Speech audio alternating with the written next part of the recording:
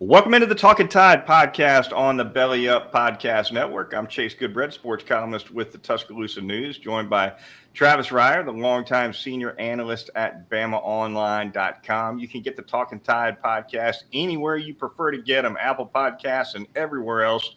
We are also live on YouTube and Facebook, so give us a like and a subscribe in those locales, whether you're listening or watching. And of course, our Twitter feed is talking_tide. Give us a follow there. You'll get quick links to all of our podcasts right there. I want to thank Peterbrook Chocolatier of Tuscaloosa, our primary sponsor, superfood over there. And Travis is going to tell us a little bit more about Peterbrook later on in the program. But Travis, we dive right into a look at this 2024 Alabama football schedule, unveiled kind of NFL style by the SEC with a big reveal show this evening, just a few hours past as we record here on a Wednesday night, and came out pretty tough for the Crimson Tide, no question about it.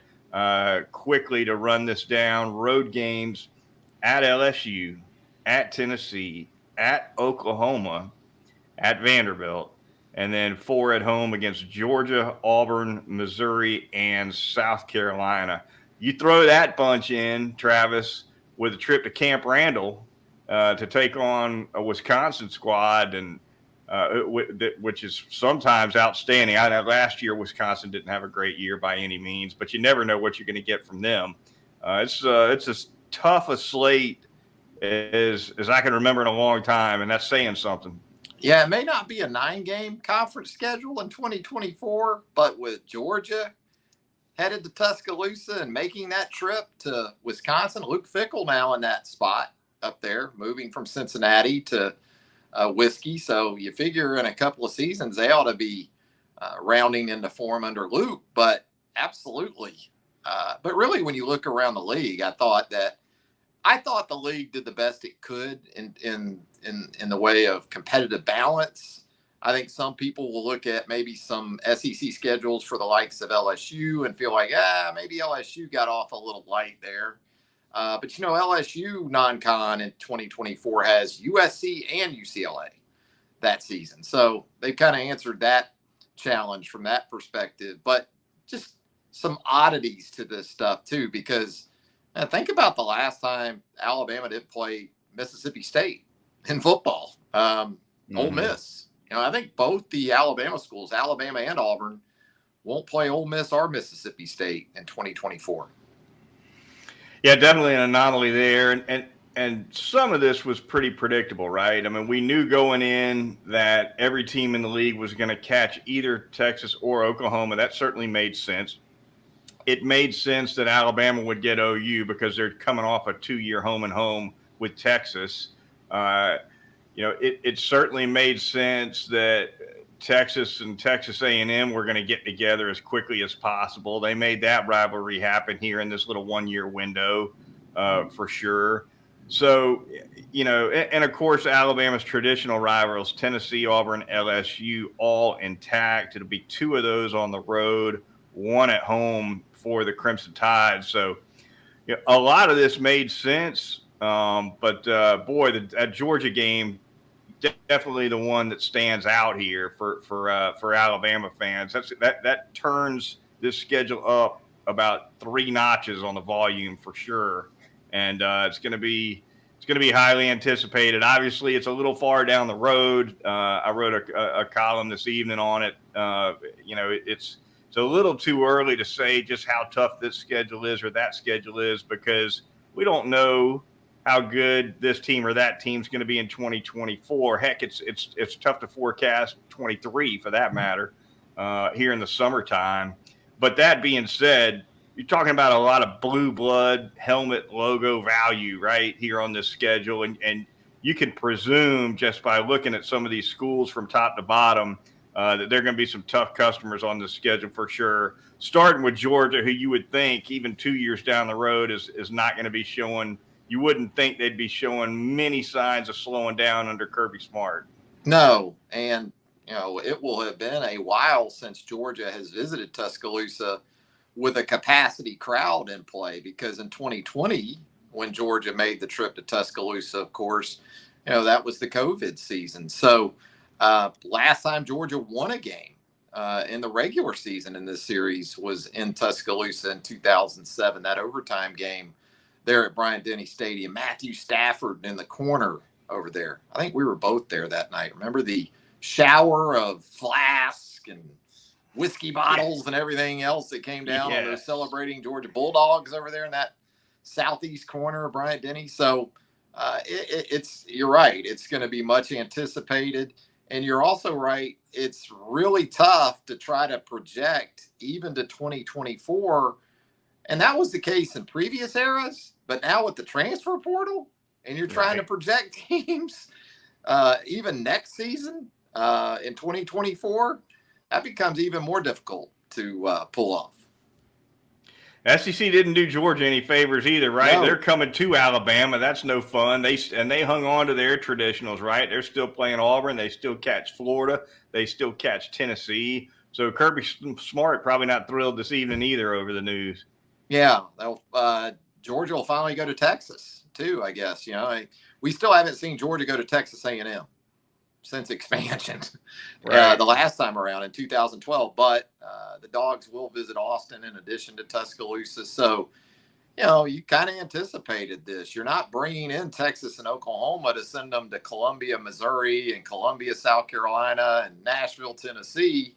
I mean, that obviously helps the league from that perspective too. But these are the premier matchups that you envisioned, and I'm sure ESPN had in mind when all this went down, and they stroked that check previously.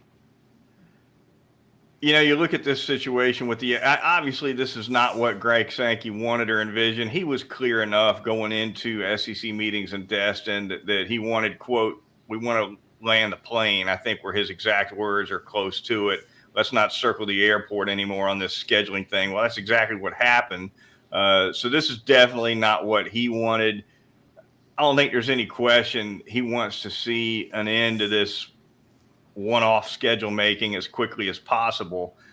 A year from now, when all this comes back around to these coaches and ADs and administrators to deal with again, what do you see going forward, Travis?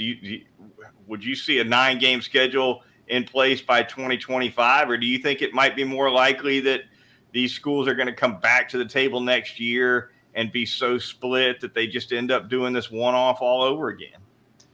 It's a great question, and it might be, I guess you could say, $100 million+ question based on what comes the SEC's way for an additional league game per member school from a television perspective.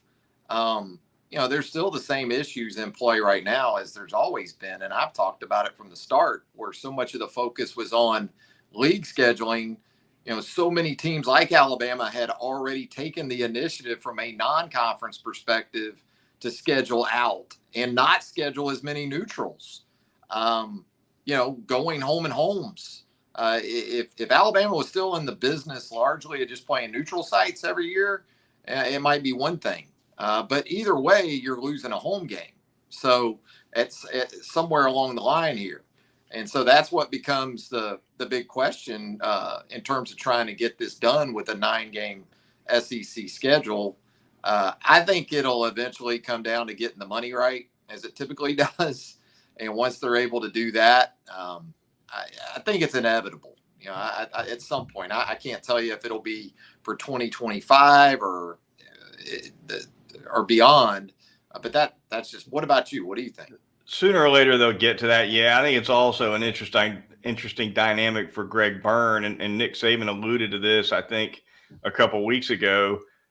Those 2 Power 5 non-cons they've got lined up from here to as far as the eye can see on the future schedules.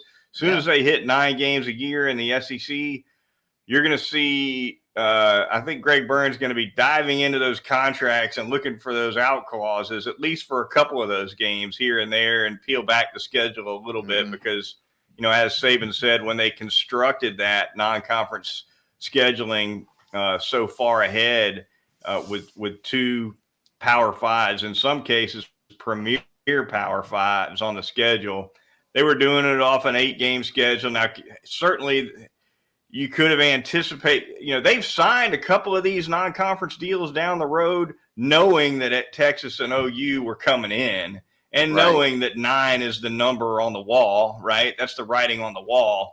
Nevertheless, I think it's at some point when and if they go to 9 games in conference play, we'll see Alabama maybe not cancel some, maybe cancel one here and there, maybe defer one, right? Put it off, change it around, juggle things however they got to juggle them to where they're not playing a schedule like we're looking at right now, plus two major non-cons instead of one. They've got USF at home in 2024. Of course, they're traveling to USF in an odd non-conference, non-Power 5 road game for Alabama coming up this fall. I think that USF contract is a 2-for-1, if I'm not mistaken.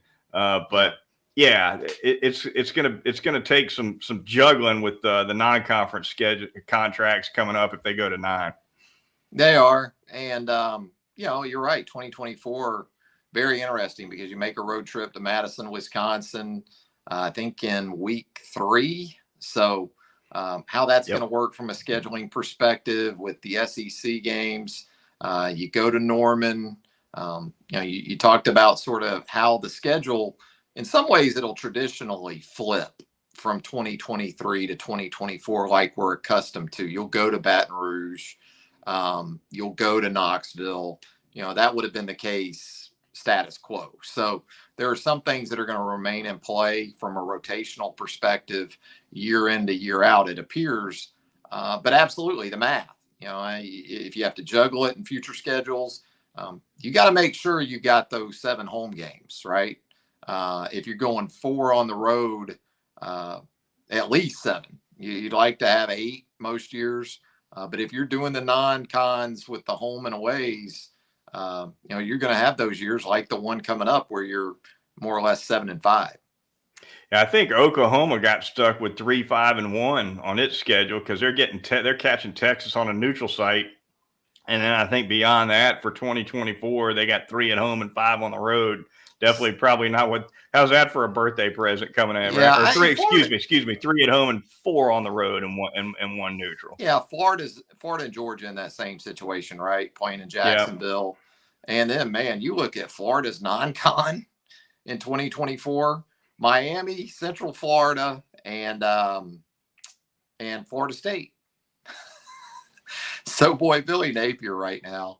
All the sunshine. Oh, God. He can't catch a break. I will say this for Georgia, so much made about the 2023 schedule. And part of that has to do with Oklahoma, that game not being able to be played, that series, the way it was originally intended with Oklahoma coming into the SEC. But, you add on top of Georgia's SEC schedule in 2024, I think Clemson comes back on. And maybe Clemson has started the descent in some ways under Dabo Swinney. But the expectation is going to be for that to be a pretty big matchup once again, too. No question about it. The Talkin Tide podcast on the Belly Up Sports Network here with you on a midweeker. Peterbrook Chocolatier of Tuscaloosa, our fine sponsor. Travis, tell them more about them. Peterbrook Chocolatier out there, 1530 McFarland Boulevard North in the Indian Hill section of Tuscaloosa. The secret weapon, I've always said, with Peterbrook Chocolatier in Tuscaloosa is that outstanding gelato, the Italian ice cream, as it were, at Peterbrook Chocolatier. Be sure to get by there and check out the wide assortment of outstanding flavors available to you. Also have Father's Day coming up, and you got the U.S. Open golf tournament. I can't think of much else I'd rather do, Goodbread, as a dad, especially an aging dad, than to just park it on the couch and watch the U.S. Open and enjoy those dark chocolate almonds from Peterbrook Chocolatier. That sounds like a great way to do Father's Day to me. You can check it out at Peterbrook Chocolatier, 1530 McFarland Boulevard North. Travis logged some pretty serious hours on that pro golf watching, don't you? Oh, I love it. I love it. And I like this week because, they're out in LA for this U.S. Open. So you're going to have, golf into the night. Right. And it'll start about 8:30 Central, pretty much. You can kind of count on it, and then from 8:30 in the morning until bedtime almost, we should have a lot of golf. I love it, absolutely. My grandfather watched golf constantly on the television. He was an avid golfer. He loved it. You couldn't get him off the recliner when a tournament was on. My dad watched it some. I've never been a huge golf fan, and certainly not much of a fan of golf on TV. I do like flipping on those summertime baseball games, though. I'm a baseball guy in the summer. I'm more of an in-person baseball person. Yeah. But I love the pro golf on the cable. Love it. Yeah. Love it. All right, a couple topics before we get out of here on the Talkin Tide podcast. We will hit the latest in baseball and basketball, and we'll take a quick deep in that two-deep tumbler before we get out of here. First, Travis, the Alabama baseball team wraps up.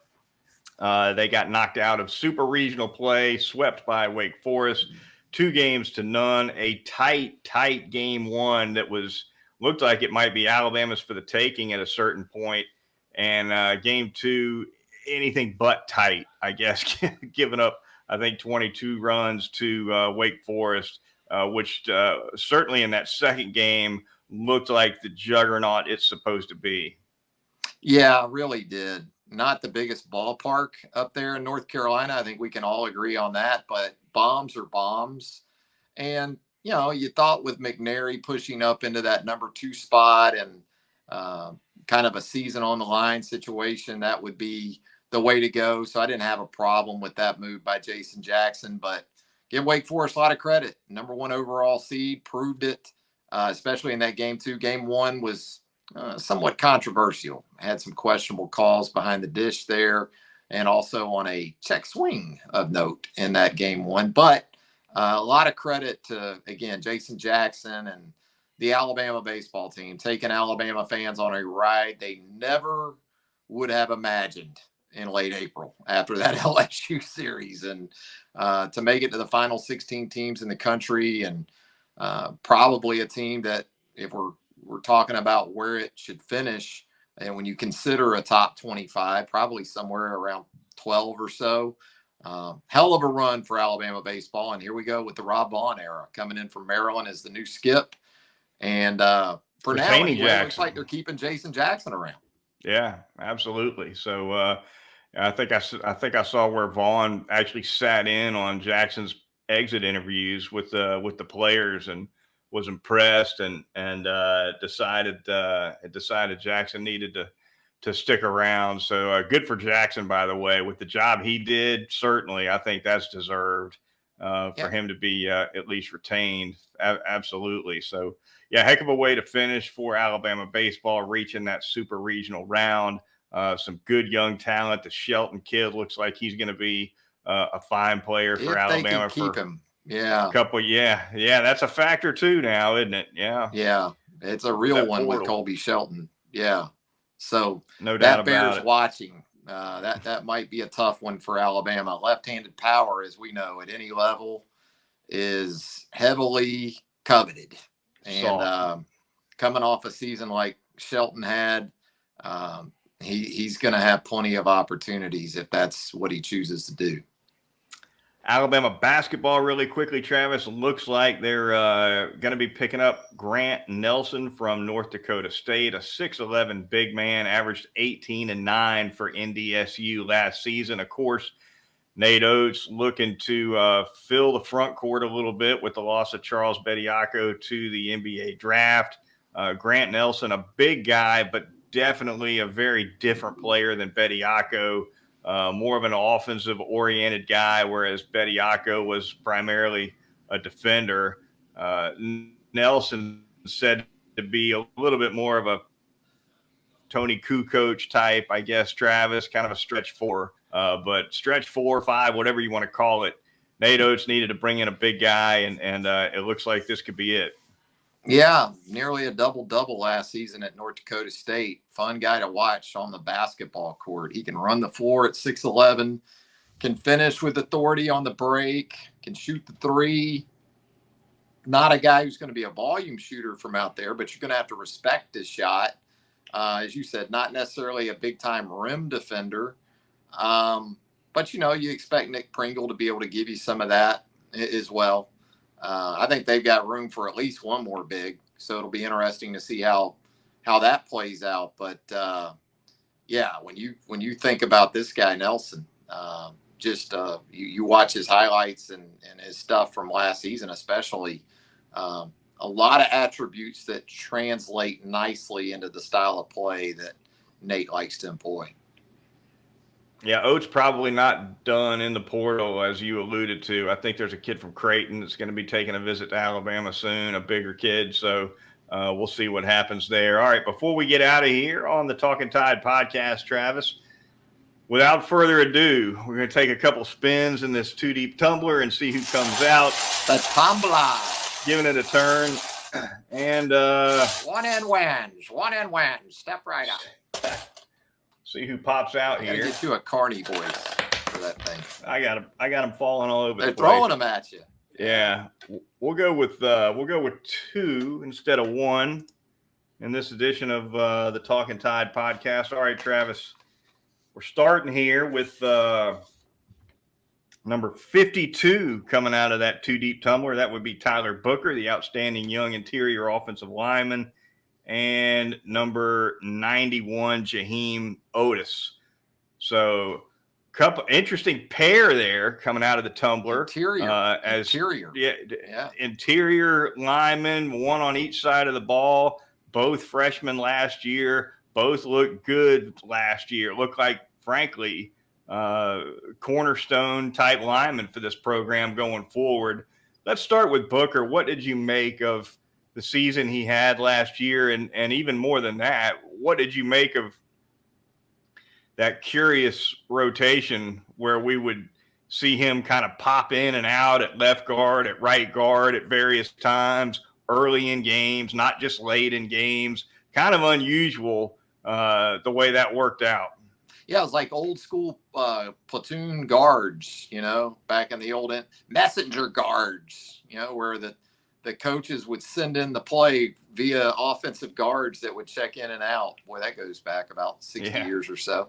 I thought he was really encouraging. He is a guy that relishes in the physical aspect of it. I think he's one of the big reasons why they feel comfortable taking the direction they're taking offensively.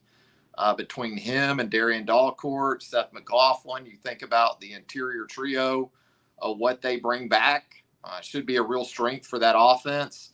I think he's far from a finished product. You watch him even in the A-Day scrimmage. There's some things maybe from a communication perspective that they're still trying to get down when it comes to blitzes and different looks that they get from time to time. The pick that Milroe threw from the end zone in the A-Day game that Christian Story picked off. Now, that was achieved in large part by the Alabama defense from a pressure in which Justin Aboigbe kind of lined up between J.C. Latham and Booker. And he did a nice job of what he wanted to do on the play. He occupied Booker and Latham. Well, in the process, Malachi Moore is creeping from the field, and he takes a loop inside. And with the guard and the tackle both taking Justin Aboigbe, Malachi Moore's got a free run. He timed it up really nicely at the quarterback. And it wasn't a 5-man pressure. It was a 4-man pressure. But the A, B gaps were left wide open. So there are still some things like that I think they can clean up as an offensive line. But absolutely, man, you want to get behind your pads and run the football. Tyler Booker's a good guy to start with.